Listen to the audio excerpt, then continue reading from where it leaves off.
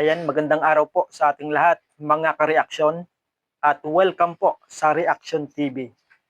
So, sana po ay samahan niyo po ako dito sa ating YouTube channel sa pamamagitan po ng inyong pag-subscribe at pag-share ng ating pong mga video. So ngayon po ay bibigyan po natin ng reaction ito hong post o naging survey ng WR Numero Research noong July 29 hanggang August 8.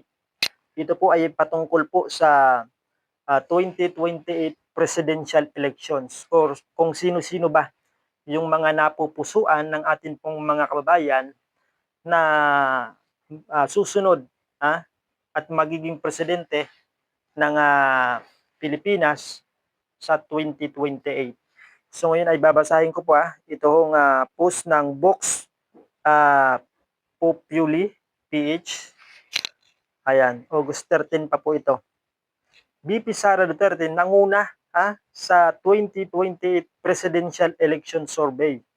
Nanguna si Vice President Sara Duterte na nakakuha ng 31.4% mula sa respondent sa 2028 presidential pre-election survey ng WR Numero. Sinundan si VP Sara ng dating Vice President at Naga City Mayor na si Lini Robredo na may 13.3% at Senator Rapi Tulfo na may 10.3%. Samantala, sa survey para sa pagka-vice presidente, nanguna rin si Senator Bongo na mayroon pong 16.2% at sinundan po ito ni na Senator Rapi Tulfo na mayroon nakuhang 14.9% at si Senator Bam Aquino na mayroon pong na may 8.4%. Na kilala po natin ito hong si Bam Aquino ay kaalyado po nitong dating Vice President na si City Mayor ngayon ng Naga City na si Mayor Lini Robredo. Ayan.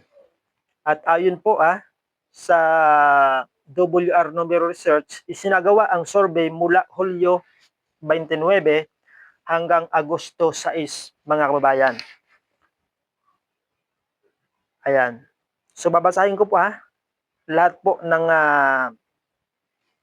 pangalan na nakasaad po dito sa ginawa po nilang survey noong July hanggang August. Ayan, top presidential beats 2028 elections. So lahat na po babasahin ko Ayan, number 1 si Vice President Sara Duterte na nakakuha po ng 31.4%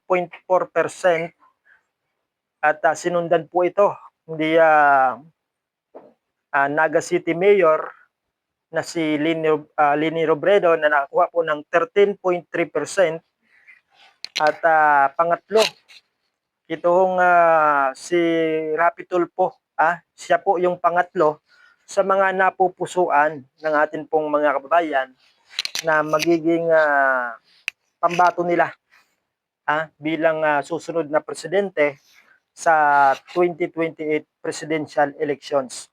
So 10.3% po yung nakuha ditong si Rapi Tulfo. At yung pang-apat po, itong si Senator Bongo na mayroon pong nakuhang 6.5%. Si Senator Bongo din po ay isa sa mga napupusuan ng ating pong mga kababayan para maging presidente sa 2028.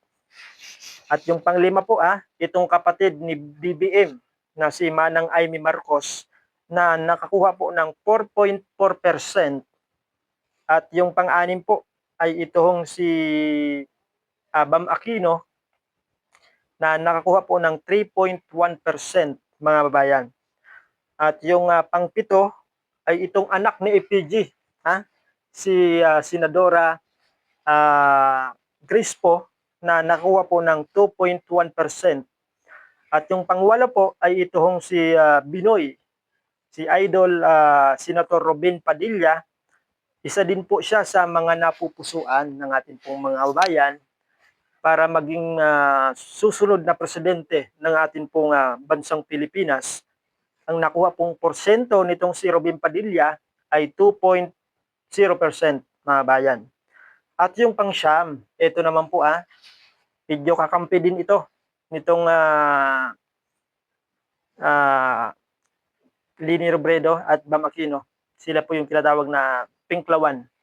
Ayan, si Senadora Risa Hontiveros, siya po, isa din po siya sa mga napupusuan ng ating pong mga kababayan na magiging susunod na presidente ng ating pong bansang Pilipinas. 1.4% po yung nakuha nitong si Risa Hontiveros. At yung pang-sampo po mga kababayan ay itong si dating Senate President ng 19th Congress at naging Senate President din po siya mga ilang buwan lamang po. Ito hong si Senate President Chis Escudero. Ayan, si Manoy. Tubong Sorsogon po ito, si Senate President Chis Escudero na mayroon pong nakuhang 1.3%. So, isa din po itong si Chis Escudero sa mga napupusuan ng ating pong mga kababayan na magiging presidente sa 2028. So yung pang-11 po ay itong si Pambansang Kamao, si Manny Pacman Pacquiao. Isa din po siya sa mga napupusuan ng ating pong mga bayan na maging susunod na presidente ng Pilipinas. So yung nakuha po ni Manny Pacquiao ay 1.0%. At yung pang-12, ito po yung nakakagulat mga bayan. Ito pong si ang tawag sa kanya, ex-speaker Martin Romualdez. Ayan.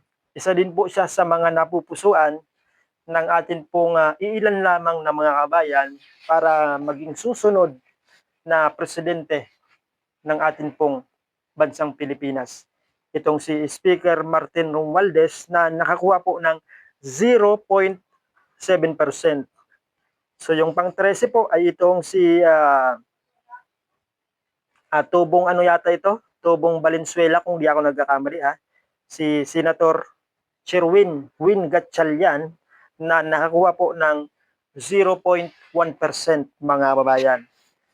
At yung undecided naman po ay 18.0% yung mga undecided o wala pang pasya mga kababayan. So ayan yan po yung mga binanggit ko at yung kanilang mga nakuhang porsyento. Sila po yung mga napupusuan ng ating pong mga kababayan na maging susunod na presidente ng ating pong bansang Pilipinas sa susunod po na presidential election sa 2028 mga bayan. So hanggang dito muna yung ating update at pagka meron namang inilabas na mga survey patungkol po sa presidential election ay agad po namin ibabalita sa inyo at bibigyan natin ng reaksyon ito hong mga survey na ginaganap. So medyo nasa baba na po itong si Martin Romualdez at nangunguna itong si Vice President Sara Duterte na talagang napupusuan ng ating pong mga bayan na magiging susunod na presidente sa 2028. So hanggang dito muna at maraming salamat po sa inyong panonood.